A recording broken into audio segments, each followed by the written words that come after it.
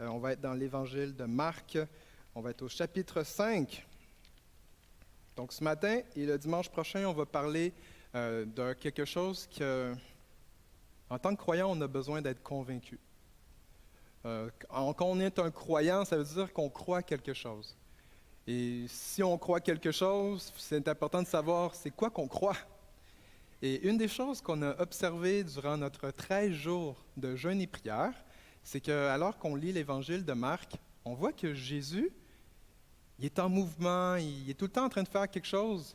Mais ce matin, ce que je voudrais mettre l'attention, c'est que Jésus, à différentes reprises, au moins une dizaine de fois, on voit Jésus qui chassait des démons. Donc ce matin, j'ai appelé le message « Jésus, le chasseur des démons ». Donc le but du message, c'est quoi? Est-ce que c'est pour vous faire tressaillir dans votre dos? Oui, peut-être. Je vais vous faire réaliser que votre vie n'est pas seulement physique, mais elle est aussi spirituelle. Vous pensez peut-être que les choses que vous gérez dans vos vies, c'est juste dans vos propres forces. Mais ce matin, je veux donner un peu plus de lumière sur qu'est-ce que Jésus est venu faire. Jésus est venu nous libérer des emprises démoniaques qui ont une influence invisible sur nos vies. Il est venu exposer des mensonges dans nos croyances, dans nos raisonnements, qui font en sorte que le diable et ses démons ont une emprise sur nous. Et c'est pour ça que, alors qu'on va mettre l'accent sur Jésus, c'est pas à propos de nous, c'est pas à propos des démons, c'est même pas à propos des disciples dans la Bible. Je veux vous encourager à accepter cette vérité. C'est à propos de Jésus.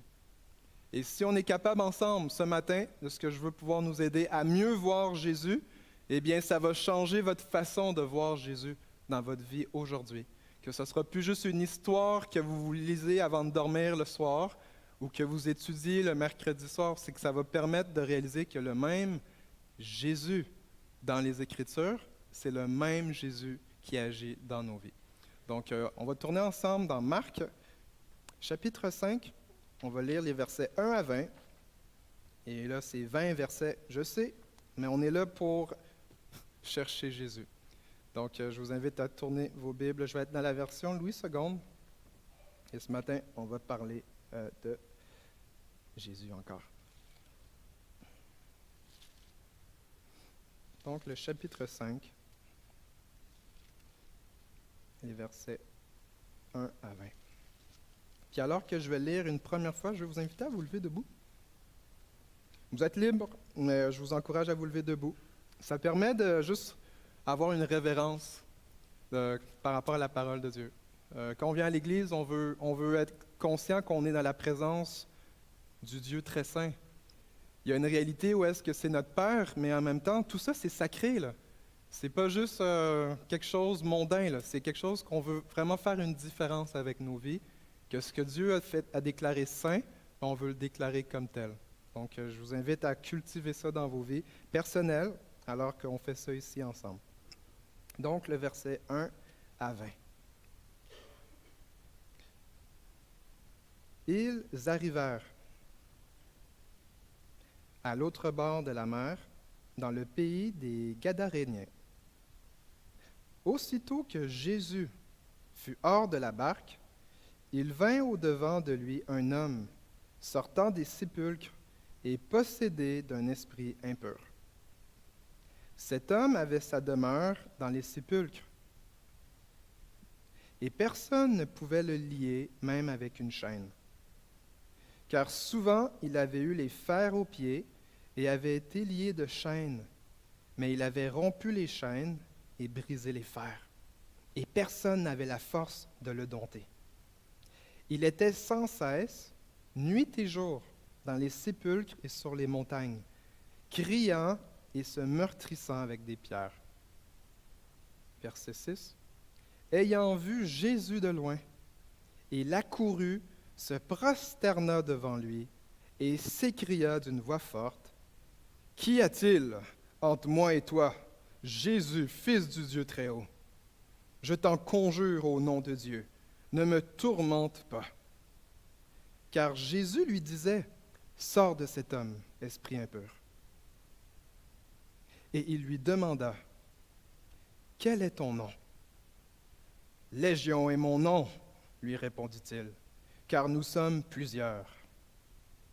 Et il le priait instamment de ne pas les envoyer hors du pays. Il y avait là, vers la montagne, un grand troupeau de pourceaux qui paisait.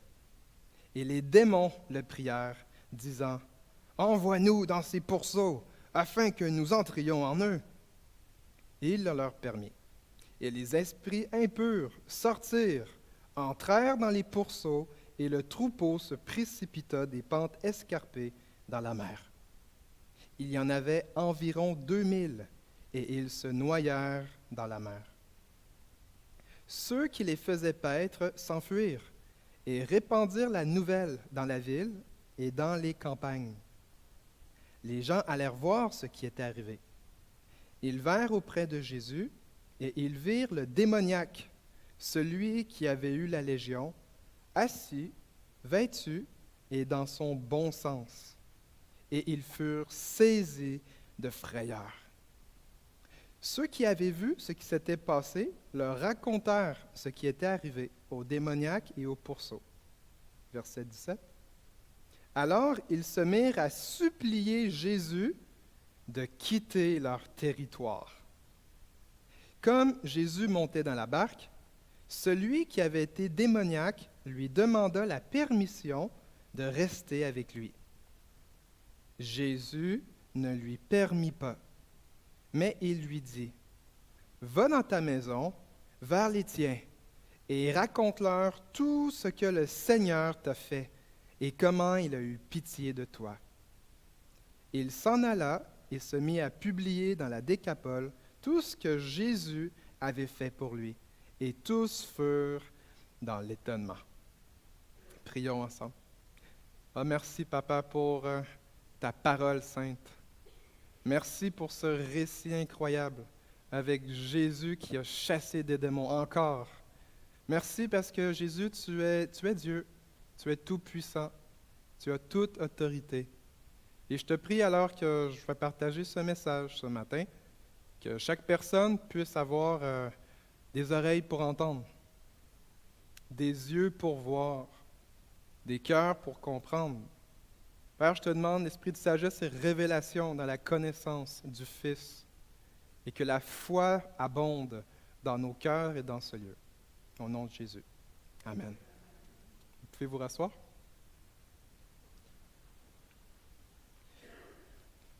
Donc aujourd'hui et dimanche prochain, par la grâce de Dieu, il va y avoir 2 parties à mon message. Alors que je préparais les choses, il y avait une réalité que, en parlant avec ma femme, elle me dit « No way que tu vas faire ça tout aujourd'hui. » J'ai dit « C'est ça, pour ça que j'allais faire en 2 parties. » Donc partie 1, c'est ce matin. Donc le texte est super important pour nous en tout temps, mais spécifiquement ce matin, parce que Jésus veut nous faire comprendre des choses par rapport à lui. Quand on a fait ce jeûne et prière, plusieurs personnes, ils m'ont confessé. Même moi, je vous confesse. On est plusieurs à confesser ensemble. C'est comme si je représente le petit groupe qui ont confessé ça. Qu'on a pu être distrait à mettre nos propres vies en premier avant d'avoir mis l'accent sur Jésus. Et c'est super important pour nous aujourd'hui de réaliser que, alors qu'on sort du jeûne et prière, qu'on est dans cette posture-là, que nous avons réalisé que c'est supposé d'être tout à propos de Jésus. Donc, alors qu'on lit le texte, je vais vous faire réaliser que ce n'est pas à propos vraiment du démoniaque. Ce n'est pas à propos des disciples. Ce n'est pas à propos des gens qui ont dit à Jésus de partir de la place. Mais c'est vraiment de pouvoir saisir que c'est à propos de Jésus.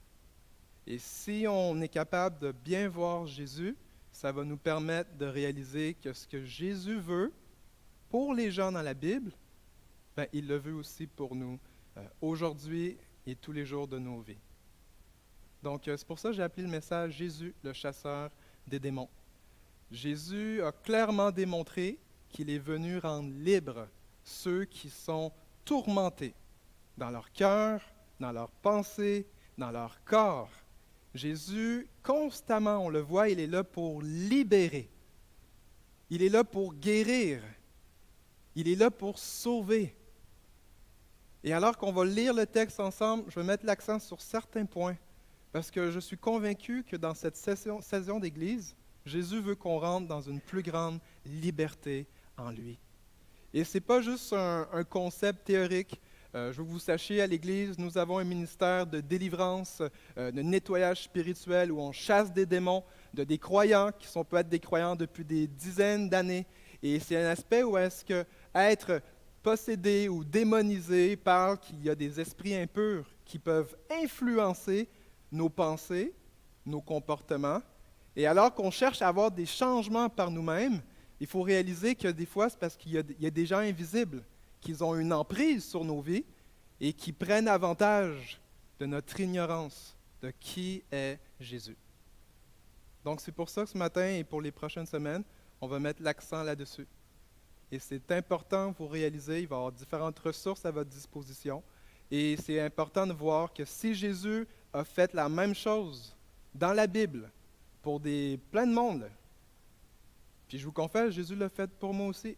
Je veux vous réaliser que c'est possible que dans vos vies, il y a des démons, des esprits impurs qui vous gardent esclaves de des choses que vous gardez dans les ténèbres et que vous n'amenez pas dans la lumière pour être libérés. Jésus est venu pour rendre les captifs libres. Jésus est venu pour être la lumière du monde. Et quand on est dans la lumière avec Jésus, eh bien, la Bible nous dit que le diable n'a pas d'emprise sur nous. Parce qu'il y a une emprise sur nos vies quand on veut rester caché dans les ténèbres. Et voici un exemple. Je ne veux pas briser la décoration de l'équipe parce qu'ils font un bon travail, fait que je vais prendre ça ici.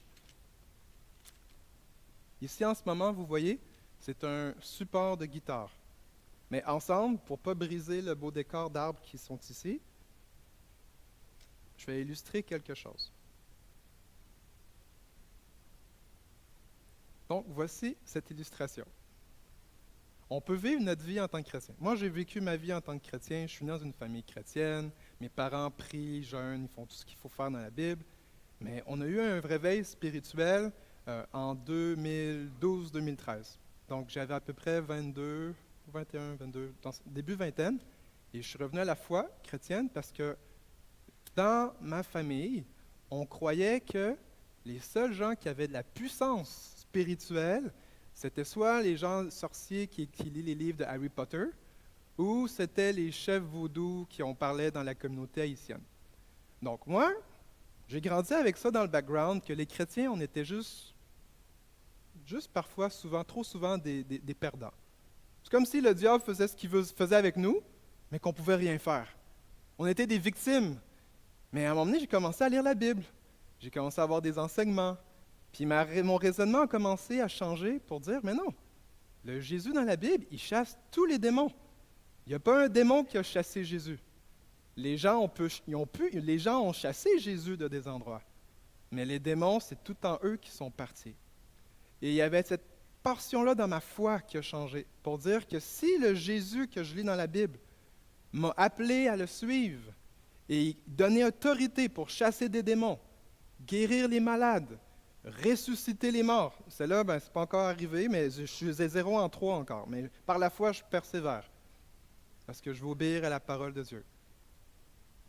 Mais c'était cet aspect-là où est-ce qu'alors que nous, on était ignorants dans notre famille, on ne savait pas qu'il y avait des démons, des esprits impurs qui pouvaient influencer nos comportements, nos décisions et même notre façon de penser. Et voici l'exemple. C'est alors qu'on apprend à être chrétien religieux et qu'on devient un chrétien comme un disciple, on réalise que, voici, ça c'est mon témoignage, quand je vivais comme un chrétien religieux, je pouvais aller bien, chanter, dire ça va bien par la grâce de Dieu, puis le statement, la déclaration, ça va bien par la grâce de Dieu, des fois ça couvrait tellement de choses que je ne mettais pas en lumière, parce que des fois ça n'allait pas bien. Mais je n'étais juste pas confortable d'en parler. Donc, voici le chrétien religieux, ce qu'il va faire, c'est qu'il va vivre ses combats. Il va jeûner, il va faire des nuits de prière, il va aller dans toutes les conférences, il va faire plein de choses, mais il ne verra pas de transformation dans ses vies, parce que ce chrétien-là religieux va se cacher là où que personne ne peut le voir. Je vais mettre les fleurs. Au moins les fleurs, je ne les briserai pas. Donc là, c'est comme si je peux vivre ma vie chrétienne. Ça, c'est plus beau en plus. Je vais rester comme ça. Je peux vivre ma vie chrétienne, mais il y a des aspects de ma vie que quand je suis en train de chercher Dieu, je veux une percée, je veux avoir la libération de Jésus, bien, au lieu de venir dans la lumière, je vais aller me cacher.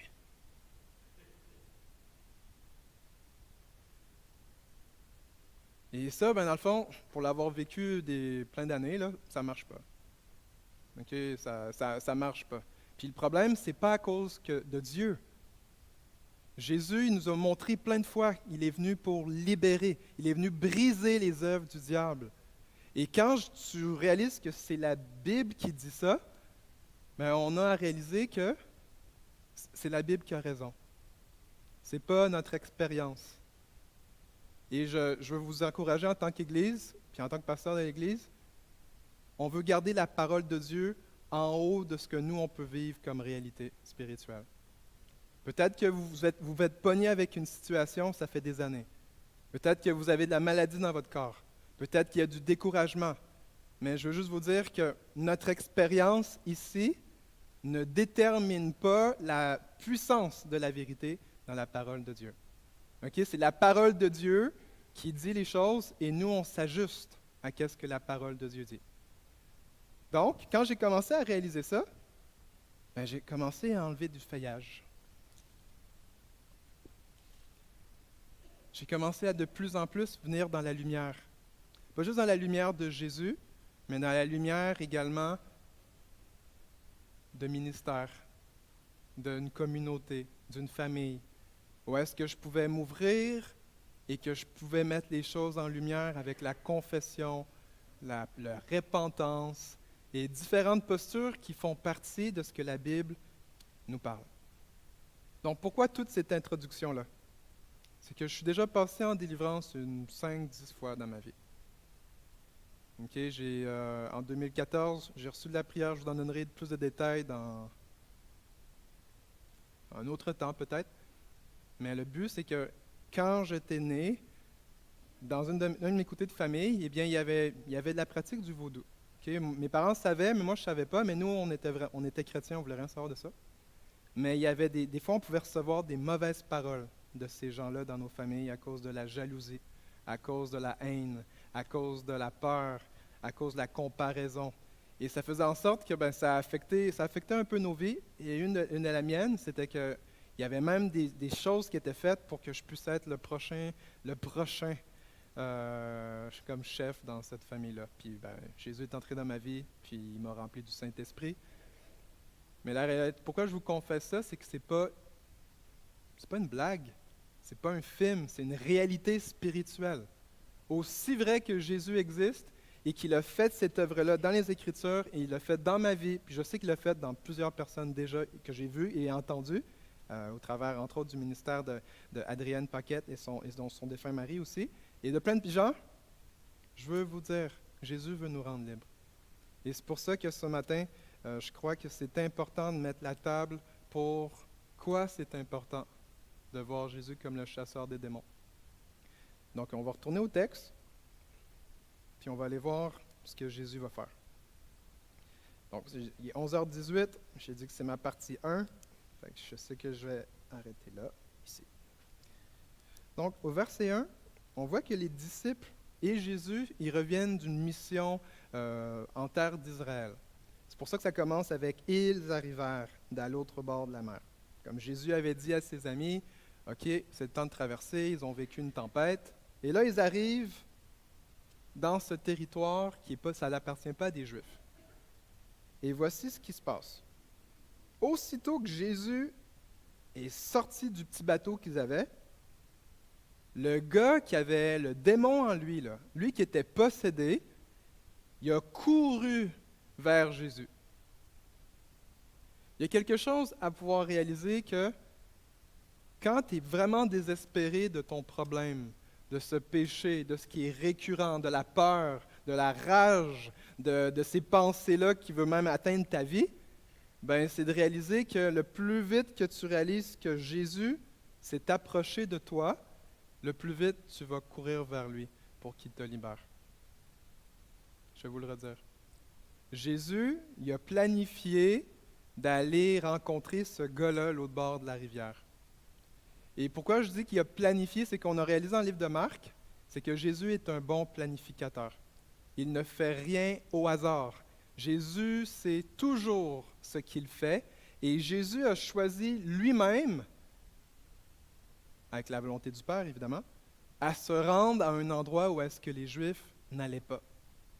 Et pourquoi c'est important encore une fois? C'est parce que les Juifs restaient dans le territoire d'Israël et tout ce qui était à l'extérieur d'Israël était considéré comme païen, comme étant impur, comme étant des nations. Donc, quand Jésus choisit délibérément de traverser la rivière, le lac avec ses disciples, c'est parce que Jésus avait planifié de venir libérer cette personne-là, que personne ne pouvait être avec anyway. Et ça nous parle de Jésus.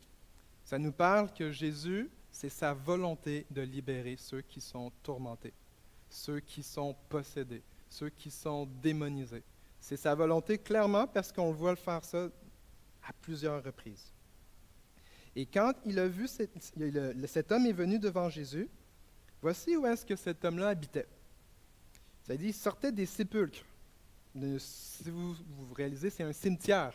Un endroit où est-ce que c'est mort, un endroit où est-ce que c'est ténébreux, un endroit où est-ce qu'il n'y a pas grand monde qui va là, il n'y a pas de vie normalement qui s'en va dans les cimetières. À part si on veut se recueillir, là, si vous faites ça c'est une autre conversation. Mais le point, c'était que cet homme-là, il vivait dans cet esclavage-là, dans ce trouble, et ça dit qu'il était possédé d'un esprit impur. Possédé, démonisé, sous l'influence d'esprits dans le monde invisible.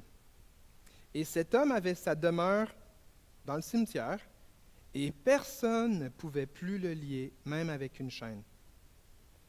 Ce qu'on est en train de prendre connaissance, c'est que le gars était tout seul, il était tourmenté, il n'y a personne qui pouvait être avec lui parce qu'il semblait dangereux, et même plus que ça, il n'y a rien humainement qui pouvait l'arrêter.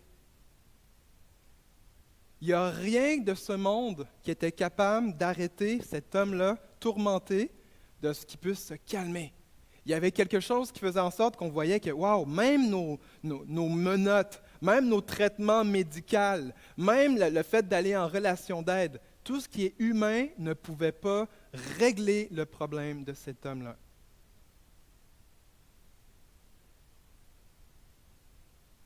Pourquoi c'est important? Parce que quand tu sais que tu as dealé avec des choses que tes propres forces n'ont pas réglées par toi-même, quand tu es allé voir le médecin, il ne savait pas quoi dire. Quand tu es allé, whatever, humain, OK? Puis que ça n'a pas d'effet, c'est là qu'il faut considérer que tu as très probablement la présence d'un esprit impur dans ta vie. Et le focus, je vous le dis encore, évitez de rentrer dans la condamnation. Ça, c'est le diable qui vous donne ça. OK? Jésus, il n'est pas venu pour vous sentir condamné à cause de ça, il est venu pour vous libérer. Le point, on a besoin de croire. Jésus veut me libérer. Avant même que tu sois captif, Jésus t'avait pardonné de toute offense spirituelle qui donnait accès au diable d'avoir une main sur toi.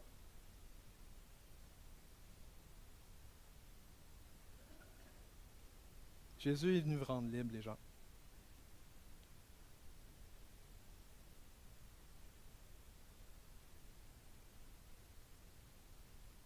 Durant le jeûne et prière, j'ai vécu des situations, même dans ma vie personnelle, tout seul.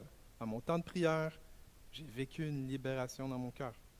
Il y avait quelque chose qui était juste récurrent. Je ne sais pas c'était quoi, ok? Je sais c'était quoi parce que c'est parti.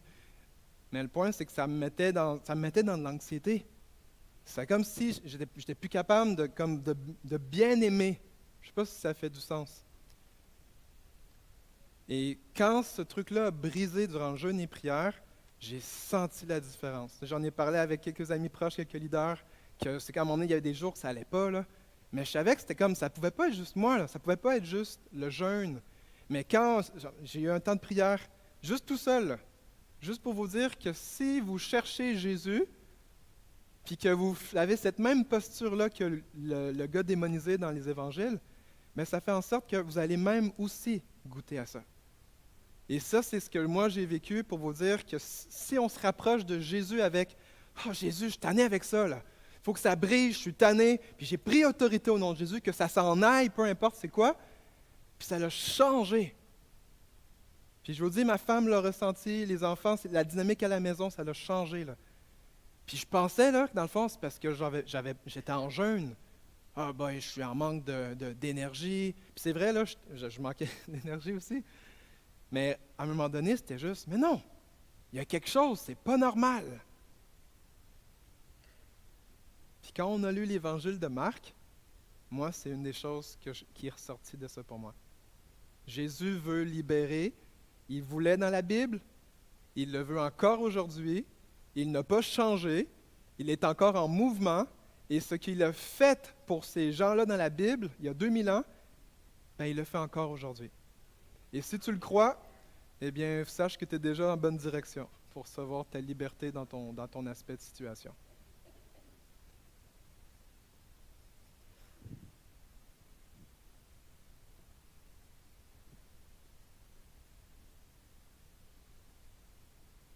Jésus veut libérer.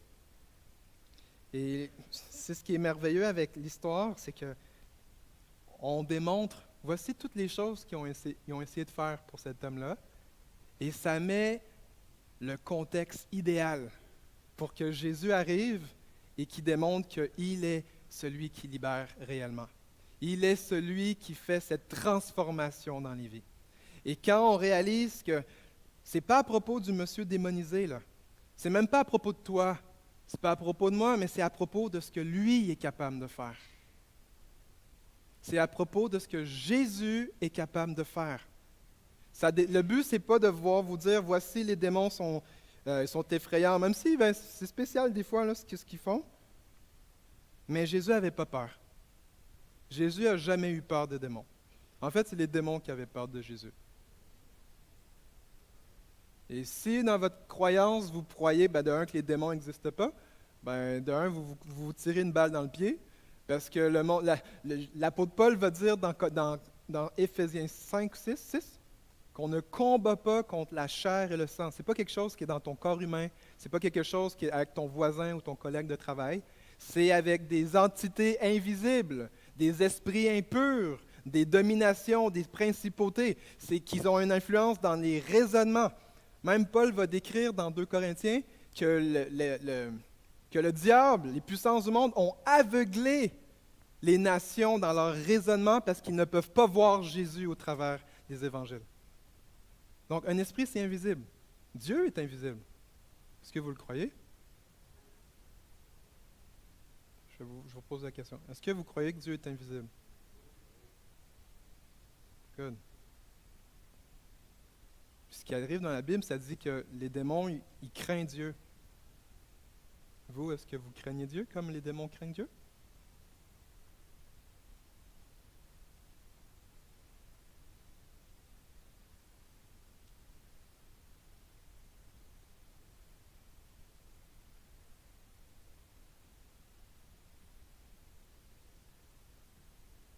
Les démons craignent Dieu. Même les démons obéissent à Dieu.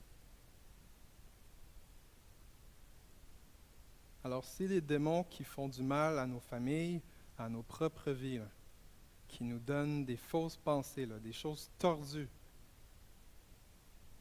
puis qui veulent briser nos vies, nous tuer, nous voler, nous empêcher de recevoir la vie en abondance de Jésus, je pense que ce serait important de réaliser que ce n'est pas à propos de nous, mais c'est à propos de ce que Jésus est capable de faire quand on court vers lui.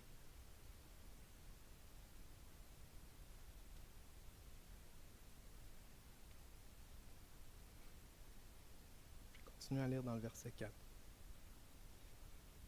Donc cet homme avait des fers aux pieds et avait été lié de chaînes. Mais il avait rompu les chaînes et brisé les fers, et personne n'avait la force de le dompter. C'est quand tu amènes ces choses-là que tu peux avoir trouvé une façon de te soulager temporairement, mais que ça recommence. C'est là que tu réalises que tu as besoin de quelqu'un qui sait dompter ça pour toi. C'est pour ça qu'il faut penser que ce n'est pas à propos de nous, c'est à propos de ce que Jésus, lui, est capable de faire dans cette situation, dans ce comportement, dans cette habitude, dans cette faiblesse de caractère, parce qu'il veut rendre libre, il veut sauver, il veut guérir, il veut tout le bien que Dieu veut, Jésus le veut pour nous. Mais il faut le croire. Il ne faut pas juste le savoir. La transformation de Jésus, il faut le croire. Donc, si vous pouvez le croire ça ce matin, qu'est-ce que Jésus veut? Jésus veut rendre libre. Et si toi, tu n'as pas été capable d'arrêter ça, de changer ça, lui, il est capable. Reçois cette vérité. Jésus est capable. Ce n'est pas par rapport à toi. Ton problème, ton esclavage, c'est l'opportunité de démontrer que si toi, tu ne pouvais pas, puis tu as réalisé, mais que lui, Jésus, est capable et qu'il veut le faire.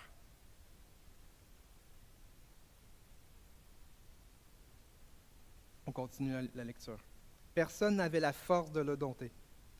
En fait, jusqu'à temps que Jésus arrive, personne n'avait la force. Mais Jésus est arrivé.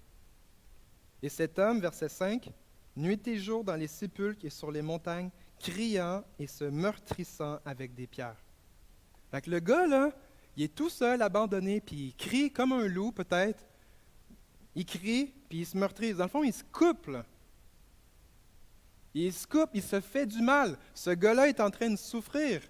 Et un humain qui a une saine conscience ne va pas se blesser lui-même. Mais ces entités-là, ces esprits-là vont être là pour lui faire du mal à sa propre vie, à son propre corps.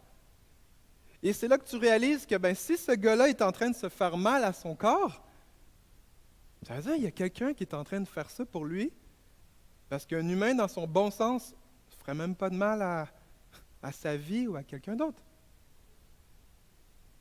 Donc pensez-y, là, ce gars-là, qu'on ne sait pas son nom, il est vraiment en besoin de Jésus. Est-ce que toi, tu es désespéré de Jésus comme ça? Pour ton problème? Pour ton péché? Pour ton esclavage? Pour tes besoins? Parce que dis-toi que tes problèmes que tu gardes dans les ténèbres, là, pour que personne ne voit, Jésus les voit. Le Dieu invisible voit tout. Puis il faut croire qu'il veut ton bien. Si tu ne crois pas qu'il ne veut pas ton bien, dans le fond, si tu ne le connais pas, tu ne vas pas t'approcher de lui. Puis quand tu ne connais pas quelqu'un, tu ne vas pas essayer d'aller lui jaser. Tu vas plutôt scier dans la pièce, tu vas aller te cacher, ou tu vas t'enfuir le plus vite pour ne pas parler avec. Et ça, c'est ce qu'on fait souvent avec Jésus. Au lieu d'accourir vers Jésus, comme ce gars-là qui savait qu'il y avait des problèmes, ce qu'on va faire, c'est qu'on ne va pas s'approcher de Jésus, parce qu'en réalité, on confesse qu'on le connaît pas vraiment. Si on connaissait Jésus, on serait confiant qu'il veut notre bien. Toujours. Il veut toujours notre bien, il veut toujours sauver, il veut toujours guérir, il veut toujours qu'on se rapproche de lui. Ça, c'est quelque chose que Jésus démontre page après page dans la Bible. Il veut notre bien, il veut notre bien, il veut ton bien, il veut mon bien, il veut nous faire du bien. Parce qu'il nous aime. Et c'est la base d'une relation avec Jésus. J'ai appris à entendre parler de ce que lui est capable de faire. J'ai appris que son cœur est bien disposé envers de moi. Crois-tu que Jésus est bien disposé envers de toi?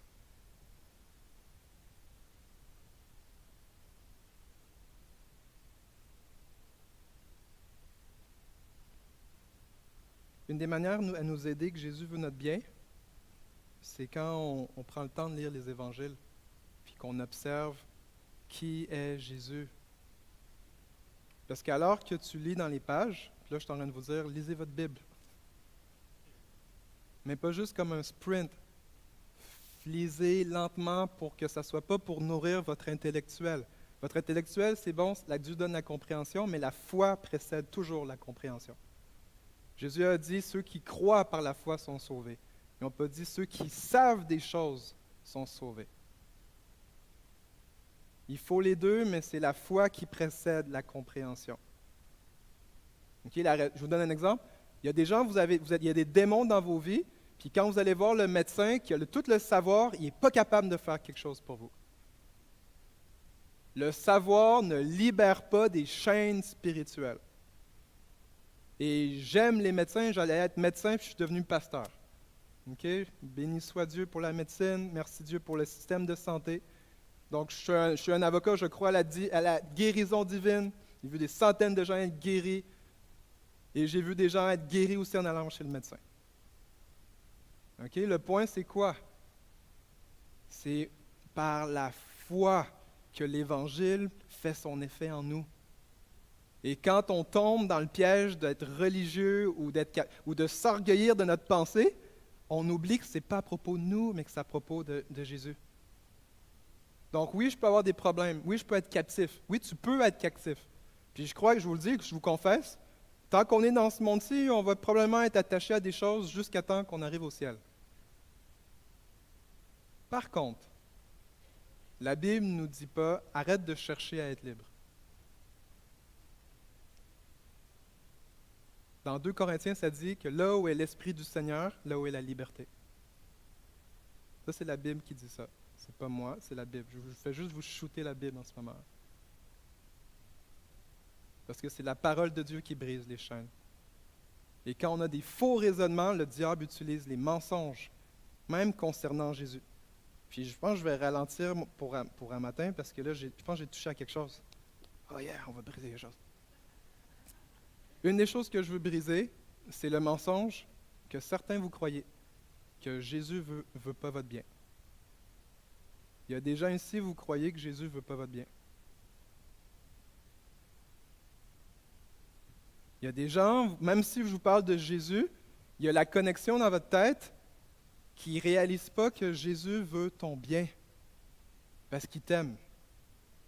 Et un des mensonges clairs que le diable, les démons, les esprits impurs, qui ne veulent pas que tu saches la vérité, c'est qu'ils veulent te convaincre que Jésus ne t'aime pas. Pourquoi est-ce que je vous dis ça? Parce que si tu savais que Jésus t'aime, il veut toujours ton bien, qui est allé prier, lui demander à Jésus de faire du bien là où est-ce que tu as la difficulté?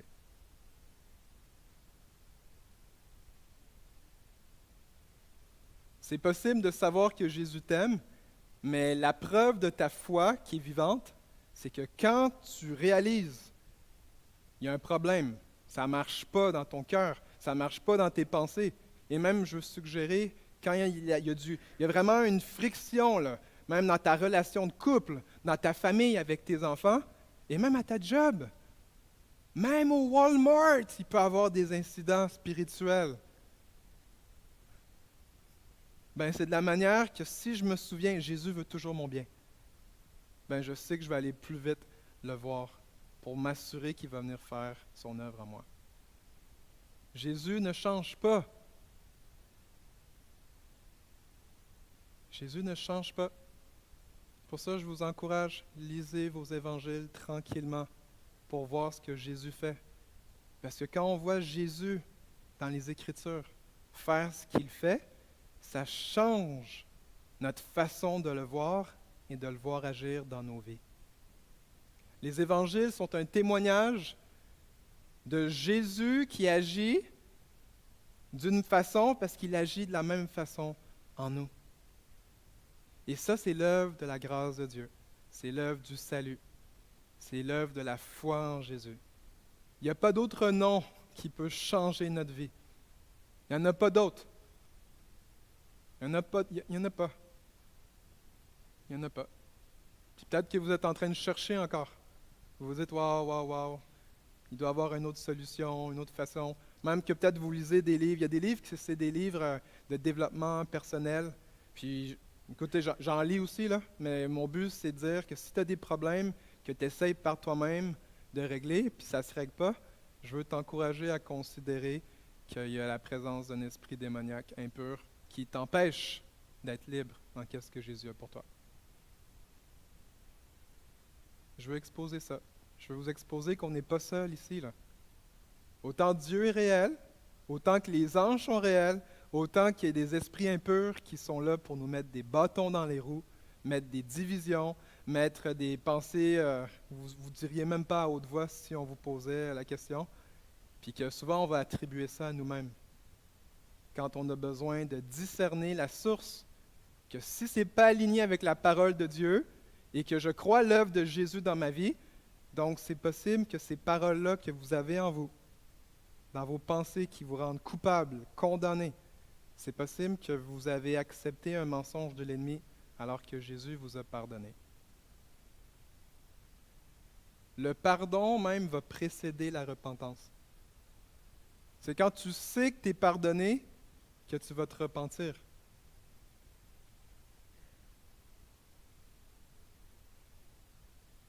C'est quand tu crois que Jésus t'a pardonné que tu réalises que c'est pas rapport avec toi, là. Ça n'a rien à voir avec toi. Tu n'es pas si important que ça. Jésus est important. Et quand tu sais ce que Jésus a fait à la croix, dans sa mort, sa résurrection, quand il est ascendu à la droite du Père, qui a répandu son Saint-Esprit, ça fait 2000 ans qu'il fait ça, là, et qui nous transforme, il nous régénère pour être comme lui. Eh bien, c'est là que tu réalises que si tu crois des choses dans ta tête par rapport à toi, puis ce n'est pas aligné avec la parole de Dieu, c'est pour t'aider à discerner que c'est pas toi. C'est pas Jésus qui te parle comme ça. C'est le diable qui parle dans tes pensées. Parce qu'il veut te faire croire que tu n'es pas pardonné. Puis moi, je suis là pour vous assurer et même proclamer par la parole de Dieu, Jésus est venu pour pardonner les pécheurs. C'est l'œuvre de l'Évangile. Pour qu'on sache que Dieu nous a toujours aimés et qu'il nous aime. C'est super simple comme ça. L'Évangile est une folie pour les intellectuels, pour les philosophes d'aujourd'hui. Pourquoi? Parce que souvent, quand on accepte la parole-là, il faut s'assurer est-ce qu'elle a fait son effet aussi dans notre cœur. En tant qu'Église, on veut faire des disciples de Jésus. Je bénis Dieu pour les théologiens, les académiciens. Écoute, j'en lis plein de coupes de livres. Là. Mais mon but, c'est ce que j'ai constaté, que tu peux avoir plein d'informations, mais avoir rien dans ta pratique spirituelle. Ce n'est pas à propos de qu'est-ce que tu sais, c'est à propos de qui tu connais. Et si tu connais Jésus et que tu es convaincu que Jésus, il est capable de faire ce qu'on voit le faire dans la Bible, bien, juste en croyant, ta vie va juste changer. Parce que tu vas confesser Jésus est celui qui libère dans la Bible, ça veut dire qu'il est encore en train de le faire dans ma vie. Ça, je voulais mettre ça comme fondement. C'est un mensonge. Dieu ne veut pas mon bien. Non, Dieu veut ton bien. C'est pour ça qu'il a envoyé Jésus.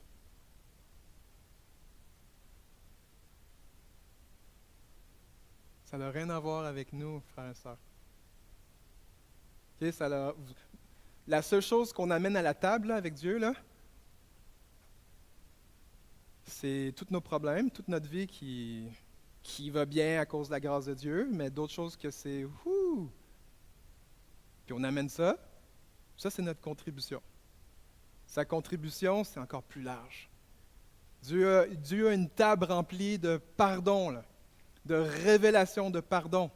Mais si tu ne reçois pas le pardon de ce qu'il veut t'offrir, ben, tu es en train de manquer la porte d'accès à tout le reste. C'est les gens pardonnés qui s'approchent de Dieu qui pardonne.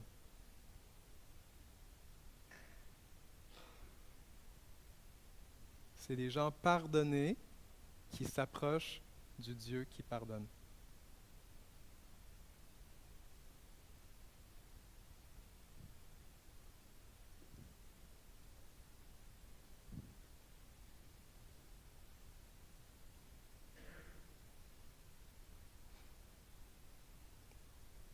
Dans les derniers jours, je passais du temps avec, vous avez vu ma famille tout à l'heure avec les enfants.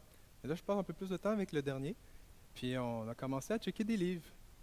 Puis dans le fond, il va me chercher un livre, puis tantôt il l'a fait encore. Là. Il m'a dit, mais papa. Puis là, il m'a amené la Bible. Mais ce qui est vraiment spécial avec un bébé de cet âge-là, c'est qu'au lieu de lire vraiment comme nous, on ferait à l'endroit, ben lui, il m'amène tellement souvent le livre à l'envers. Fait que là, il montre les images, mais tu sais, les images, tu sais, je vous donne un exemple.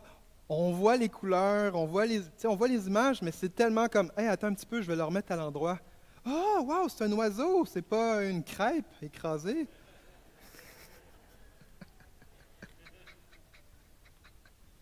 Ah, là, puis là, en ce moment, j'ai un livre sur les animaux. OK? Dieu a créé les animaux. Et là, je vous donne un exemple. Là, il y avait une photo que c'était. Je me dis, hey, c'est un lampadaire. Mais quand tu retournes la page, c'est un singe qui se promène d'une liane en liane. Puis le but, c'est le même livre. C'est juste la perspective. C'est comme si elle est à l'envers.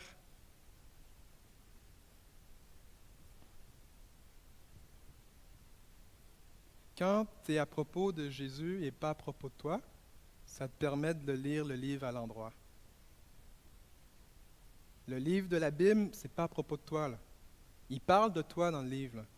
Il parle de nous toutes. Mais le but, c'est si tu es à propos de Jésus, tu vas le lire à l'endroit. Si tu lis le livre à l'envers, tu vas lire des choses. Mais ça va être à propos de toi, à propos des autres, mais ça ne sera pas à propos de Jésus. Et la liberté d'un croyant est dans le fait que c'est à propos de Jésus. Le croyant demeure libre parce qu'il demeure en relation avec Jésus. Le croyant reçoit sa liberté quand il réalise que le Sauveur, le Seigneur, le Dieu Tout-Puissant est là pour le libérer.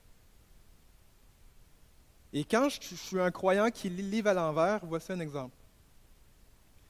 Ah non, qu'est-ce qui se passe avec ma vie? Puis là, je vous donne un témoignage de 2012, fait que c'est vrai, mais pas tout dévoilé. J'étais esclave de la pornographie, de 12 ans à 20, 22, 23. C'est un ami à l'église qui m'a montré mon premier site web que j'étais allé voir. En fait, deuxième. Puis après ça, ça m'a juste attaqué comme ça, puis j'ai été pogné dans ça pendant genre 10 ans. Puis j'allais à l'église. J'allais à l'église tous les dimanches. Alléluia, Jésus! Dimanche soir, c'était sur mon ordi. 12, 13, 14, 15, 16, 17, 18, 19, 20 ans. 21, 22. J'étais un esclave de ça. Puis j'en parlais pas. Je parlais pas. Pourquoi? Parce qu'il y a une honte. Puis voici une des tactiques de l'ennemi, c'est que cette honte-là m'empêchait de chercher de l'aide. Il y en a deux, je savais des choses sur Jésus, là. Des fois, je priais, j'étais un ado, les choses se passaient, comme, wow, Dieu existe, fait des choses, mais dans ma tête, je ne croyais pas, ou je ne savais pas que Jésus pouvait dealer avec ça, qu'il pouvait me libérer. OK, j'avais aucune idée. Parce que moi, je pensais que les seuls gens qui avaient des pouvoirs, c'est des gens dans les ténèbres, mais que les chrétiens, ben, on est juste des victimes de qu'est-ce qu'on a. Parce que, regarde, on est sauvés par la grâce, donc tout va bien, on est devenu une nouvelle créature. Ben, la réalité, c'est qu'il y a un processus aussi. Okay, j'aimerais vous dire que, wow, dès qu'on est chrétien, on est tous libres de nos péchés, de tous nos péchés, oui, mais il faut le croire.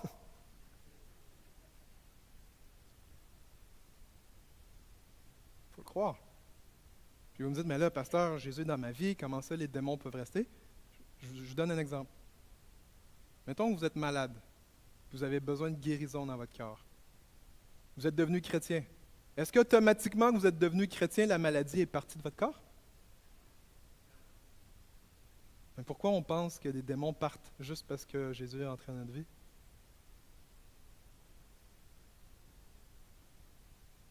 On a changé de propriétaire, c'est vrai. Mais si dans ta maison où tu habites, tu as les fenêtres grandes ouvertes, tu as un trou dans ton solfite où les écureuils, les chauves-souris peuvent rentrer dans ton entretoit, ou que ta fenêtre de sous-sol ou même la chambre à coucher, tu n'as pas de moustiquaire, fait que tu fais rentrer la vermine. Ben, je peux vendre la maison, mais la personne qui va rentrer dedans, anyway, les oiseaux, les papillons, les grenouilles, les rats vont tous rentrer pareil. Parce que tu as besoin de faire une job de réparer la maison. Donc, qu'est-ce que je suis en train de vous dire? J'arrive à ma conclusion. C'est de réaliser que si vous, dans vos propres forces, vous essayez de changer des choses, puis vous vous dites, ben, je préfère mieux rester dans les ténèbres, ben, vous vous privez de Jésus qui veut agir dans ta vie. C'est super important. Il fut un temps où, en tant que chrétien religieux, on pouvait juste dire « je suis un pécheur sauvé par grâce ». Ça, c'est comme la couverture pour justifier que non, non, c'est correct, ma vie est correcte comme ça. Même, je vais même vous dire, pour avoir utilisé ça souvent, je ne dis pas que c'est le cas pour vous, là, mais quand j'utilisais ça, c'était juste pour dire j'aime bien mon péché, je veux le garder.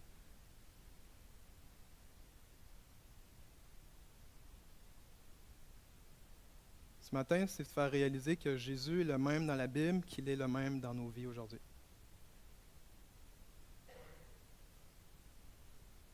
Puis je vais vous dire, peut-être que vous avez ça dans votre vie, mais je ne suis pas en train de dire que tout le monde aime le péché, là. Je vais... Est-ce que je rentre là?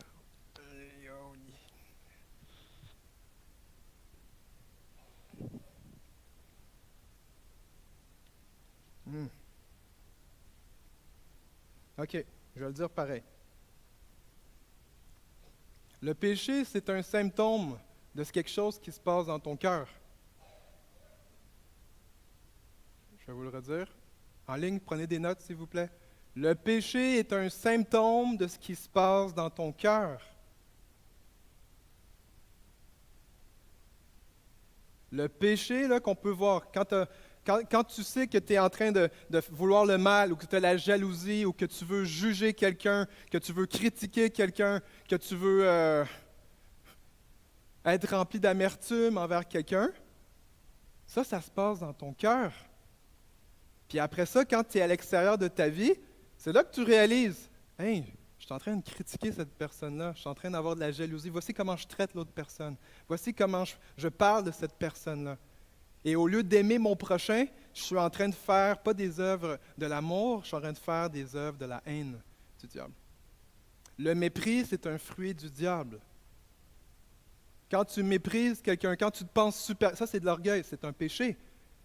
Puis ça c'est dans le cœur, mais l'expression va être comment est-ce que tu vas l'exprimer. Jésus a dit de l'abondance du cœur, la bouche va parler. Tes actions de vie vont émaner ce qui est caché dans ton cœur. Le péché est un symptôme à qu'est-ce qui se passe dans ton cœur et même dans tes croyances. Si tu crois que Jésus n'est pas le libérateur, ou peut-être que tu es ignorant que Jésus veut te rendre libre du péché, libre de la mort, libre des esprits démoniaques dans la vie ou autour, si tu ne le crois pas, c'est comme si dans le fond tu laisses un libre accès à ta vie.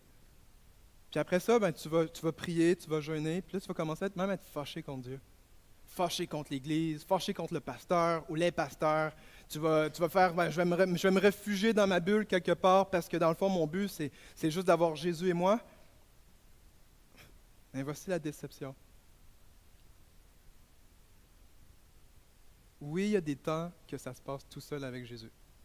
OK, vous pouvez, je vous ai témoigné tantôt, on peut vivre une libération dans notre vie personnelle, dans votre salle de bain, dans votre douche, dans votre lit, à table, dans votre auto. Okay? Dieu n'est pas limité par ce que je vous dis. Il veut libérer. Ça ne dépend pas de moi, ça ne dépend pas de toi. Ça dépend de lui. Et voici là où je m'en vais. Tu peux chasser des démons même quand tu n'es pas à l'église. Tu peux être à ta job. Des fois, je vais au Walmart, je chasse des démons. OK, ça arrive. Des fois, mes enfants, des fois, ils sont comme des enfants. Des fois, je ne comprends vraiment pas, puis des fois, c'est parce que, OK, on est allé à tel endroit, telle affaire, puis là, il y a quelque chose. On va prier. Tu peux chasser des démons même sans même que tu informes le pasteur. Tu peux guérir des malades sans même venir à l'église. Tu peux même aller ressusciter les morts sans même venir. Ça n'a rien à voir. Même tu peux vivre une libération de Jésus, puis même pas faire partie d'une église. Mais voici la chose. Jésus, dans une action, il peut chasser le démon dans ta vie. Mais qu'est-ce qui fait en sorte que tu développes la liberté en toi? C'est au sein d'une communauté. L'extrême qu'on voit avec le ministère de délivrance spirituelle, c'est qu'on peut, des fois, il y a des gens qui vont chercher ça, d'avoir, comme disons, la pilule ou le service ou juste la piqûre. Aïe, aïe, j'ai dit un mot. Je suis en train de parler comme d'un médicament, là, comme si tu fais juste une seule fois, puis c'est tout. Là. Je suis pas en train de dire. Je parle pas du truc de décès là, assisté. Là. J'ai dit piqûre à cause que tu cherches juste quelque chose rapide. Là. Mais le problème, c'est qu'on a substitué le fait de faire des disciples par le fait de pouvoir juste avoir ma dose de ce que j'ai besoin, puis après ça, je retourne vivre ma vie. Oui, Jésus nous rend libres, mais ce qui fait en sorte qu'on garde notre liberté, c'est que notre raisonnement a changé.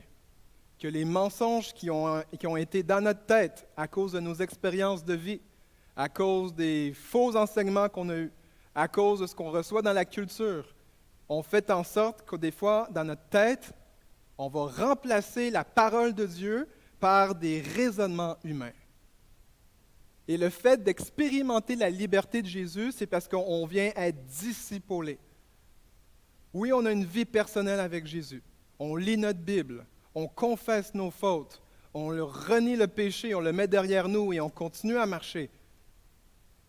On jeûne, on prie, on a un mode de vie qui fait en sorte que la liberté qu'il m'a donnée, eh bien, j'ai à cultiver cela avec lui. Et ça, c'est un des mensonges que je veux conclure avec ça aujourd'hui, ce matin. Tu peux faire tout ce que Jésus a fait, parce que le but, tu ne suis pas un homme, tu suis Jésus. Mais également, si tu es humble dans les Écritures, tu réalises que les disciples n'ont jamais été tout seuls également. Ils étaient en communauté. Jésus va te rendre libre chez vous pendant que tu vas dormir peut-être. Mais demeurer dans ta liberté, demeurer dans l'esprit de l'Évangile, dans la puissance du Saint-Esprit, ça se fait au sein d'une communauté.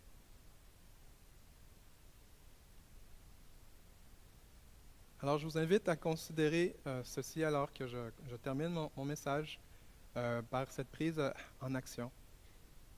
Durant le mois de février, le mois de mars, il va y avoir différentes ressources qui vont être offertes de façon à ce que dans votre vie personnelle, vous puissiez faire votre processus de libération.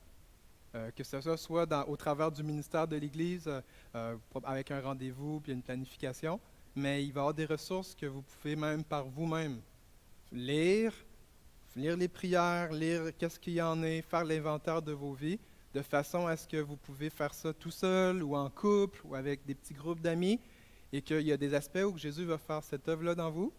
Il va exposer des mensonges, il va exposer des péchés dans vos vies, il va exposer le fait que si tu as joué à la Ouija ou tu as fait des pratiques occultes, que tu as peut-être encore un lien sur toi.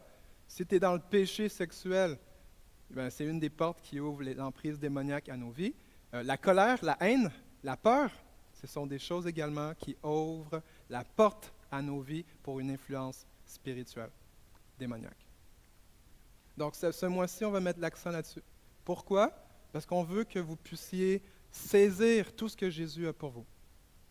Okay? Jésus ne voulait pas que vous soyez juste des chrétiens qui venaient un dimanche. Jésus veut que quand ça soit ici, on est avec lui, on est avec ceux et celles qui s'attendent à son retour, mais qui ne veulent pas rester sur place, ils veulent faire le ministère. Et ensuite de ça, durant la semaine, vous faites ce que Jésus vous a confié. Puis c'est ça notre but, on veut équiper les croyants pour l'œuvre du ministère. On veut faire des disciples matures. Parce que la moisson est tellement prête là, qu'une seule personne, on n'est pas capable de servir tout le monde. Tout le monde a sa part à jouer. Et si Jésus a appelé les disciples à chasser des démons, à combien plus forte raison, il veut aussi qu'on se joigne à ce que lui fait. Okay? Jésus a chassé des démons, il le fait encore aujourd'hui, puis il veut te recruter pour faire ça. Amen. Donc j'ai quelques ressources à vous nommer pour le mois de février. Je conclue en prière, puis après ça, on se dit cette semaine par la grâce de Dieu. Donc, je vais envoyer un courriel aussi. Il y a une formation gratuite qui est offerte par les pasteurs David Théry et Jérémie Potin, que c'est concernant de vivre dans la liberté. C'est par courriel. Donc, si vous avez besoin j'enverrai le lien, les coordonnées. Puis oui, je recommande un autre ministère. Pourquoi? Parce que Dieu, il ne nous a pas tous donné les dons connaissances. Là. Il y a des gens qui ont un ministère, puis je veux que vous puissiez bénéficier de ces ressources. Et en ayant cette ressource-là, ça va être sur 13-14 jours. Et vous recevez des courriels 1 ou 2 jours, puis ça vous permet de voir des vidéos, puis de pouvoir suivre dans les prières pour que vous soyez connaissants concernant le ministère de délivrance spirituelle.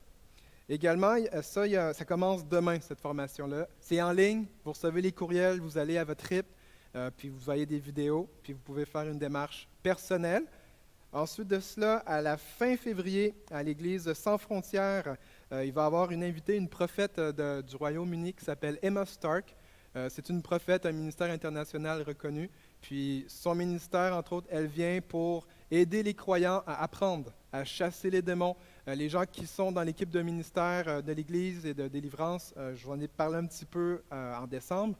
Donc, on pourra se reparler. Puis notre but, c'est que vous puissiez, si vous voulez venir, vous êtes informés, réservez dans votre calendrier, c'est dans la fin de semaine du 21-22 février, puis on pourra aller en voiture tout le monde ensemble.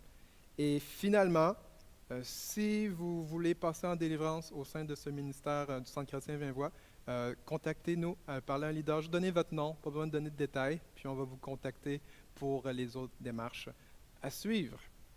Donc, vous verrez ça dans vos courriels, les ressources qui s'en viennent pour équiper l'Église, rendre libre, mais que vous puissiez aider l'Église à être libre aussi de l'influence du diable. All right. On va terminer en prière. Merci Jésus pour ce temps ensemble. Je vous invite à vous lever.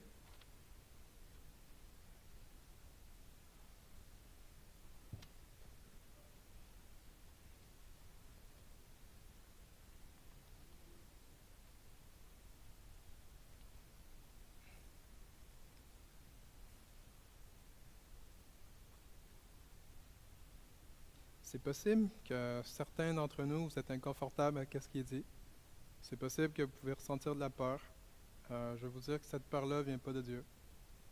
Okay? C'est pour ça que je vous invite à liser votre Bible, lisez les évangiles pour que vous soyez convaincus par la parole de Dieu qu'il veut vous rendre libre. Okay? Lisez l'évangile de Marc, vous allez voir, c'est un 16 chapitres. Mais alors que vous voyez Jésus faire ça, vous allez commencer à croire et croire et croire que Jésus est capable et qu'il veut ça pour vous et pour chacun d'entre nous. Donc, je vais conclure avec une prière générale, mais ce que ça implique, c'est que vous puissiez être honnête avec Jésus, là. Que si vous avez ces choses-là, que vous ne voulez pas aller le voir, que vous puissiez lui dire, Jésus, je te fais confiance, même avec ce qui est caché, puis je m'amène à toi la lumière. Fait que là, c'est juste première étape, là. Vous venez pas me voir, si vous voulez me voir, venez me voir, là. Mais je veux dire, le but, c'est que vous allez à Jésus. J'espère que ce matin, je le crois, c'est pas juste un souhait, je suis convaincu que Jésus a pu semer la vérité qui veut votre bien. Il ne veut pas vous laisser comme ça. Puis que cette prière-là, c'est que vous puissiez dire, oui Jésus, je vais m'approcher de toi avec ça. Puis après ça, on en rejasera si vous voulez. Donc, si vous voulez bien, mettez une main sur votre cœur, une main sur votre tête.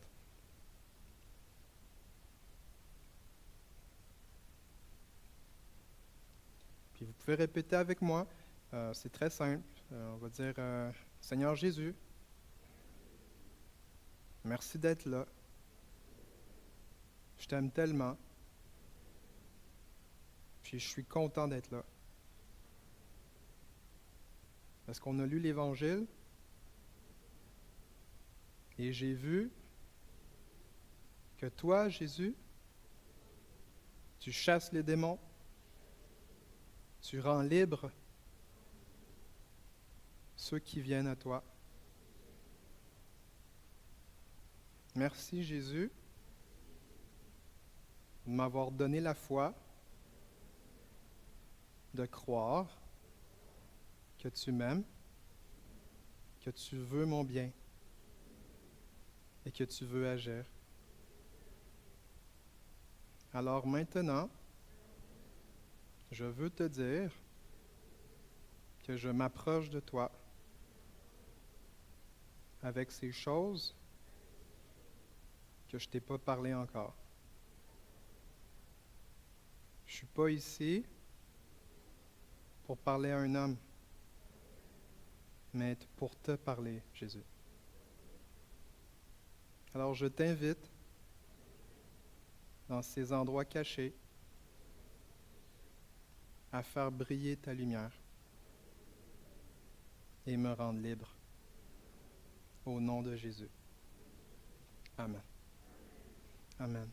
Je vais prier pour vous. Seigneur, merci parce que tu réponds à la foi et parce que c'est ta volonté de rendre libre. Seigneur, j'éclaire au nom de Jésus la liberté pour chaque personne, que les jougs soient brisés, que les chaînes soient brisées au nom de Jésus, qu'il y ait une pleine liberté, qu'ils prennent leur envol au nom de Jésus, que tout esprit qui cherche à condamner, tu te tais maintenant au nom de Jésus. Que tout esprit qui cherche à distraire, à tout cet esprit-là, si je vous parle, puis vous sentez que vos pensées ne veulent pas écouter, dites, vous prenez autorité. Vous dites ça, je prends autorité sur cet esprit de distraction. Et au nom de Jésus, tu te tais. Au nom de Jésus. Merci, Père. Merci, Père, parce que tu agis, et continue, Seigneur Jésus. Nous voulons te voir agir et que tu fasses ton ministère parmi nous et au sein de nous. Merci, Père, de nous bénir. Au nom de Jésus. Amen. Amen. Alors, Amen. Amen. Donc, passez une bonne semaine. Si vous voulez recevoir les informations, donnez votre courriel, s'il vous plaît. Ça va vraiment aider la communication. Et surtout, parlez à Jésus pour qu'il puisse vous donner la liberté qu'il veut vous donner. Bye bye.